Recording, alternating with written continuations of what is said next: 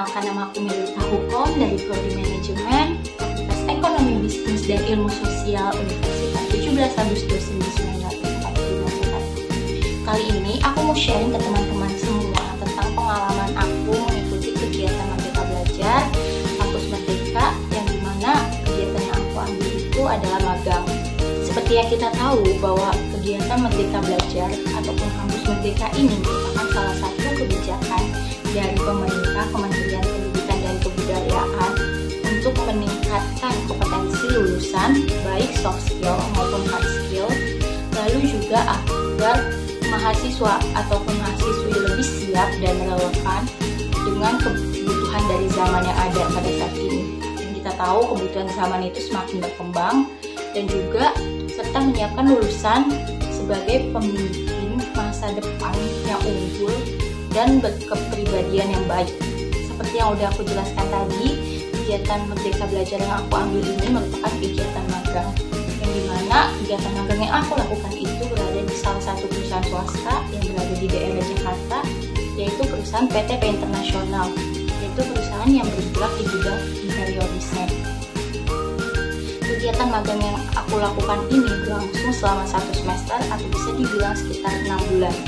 Tahapan ataupun persiapan yang aku lakukan selama melakukan magang, yang pertama itu aku harus membuat surat pengantar dari universitas untuk dijadikan sebagai lampiran ataupun dokumen pendukung untuk melamar di mitra kerja ataupun perusahaan yang ada di Jakarta. Lalu yang kedua sudah pasti di mana kalau untuk magang kita kan harus membutuhkan yang dimana perusahaan. Jadi yang kedua itu kita harus mencari perusahaan. Lalu apabila yang kedua sudah selesai atau kita sudah menemukan perusahaan yang sesuai yang mau menerima kita untuk magang, yang ketiga itu kita harus membuat MOU, yaitu perjanjian antara kedua belah pihak, baik universitas dengan perusahaan ataupun perusahaan dengan universitas. Adapun kegiatan magang yang aku lakukan itu yang pertama adalah membuat logbook, yang dimana logbook itu berisi setiap aktivitas kerja yang kita lakukan, baik dari hari Senin sampai hari Jumat, dari hari kerja kita, yang dimana aku sendiri itu bekerja dari jam 9 pagi sampai jam 6 sore, Senin sampai dengan Jumat. Jadi dimana logbook itu berisikan semua data kegiatan kita, aktivitas kerja kita, apa yang kita lakukan selama bekerja. Di situ kita harus mengisinya.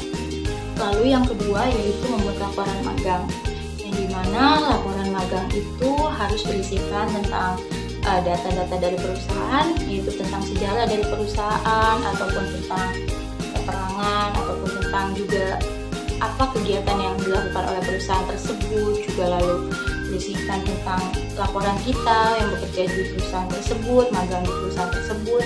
Nah, di situ kita tuangkan di dalam laporan magang kita.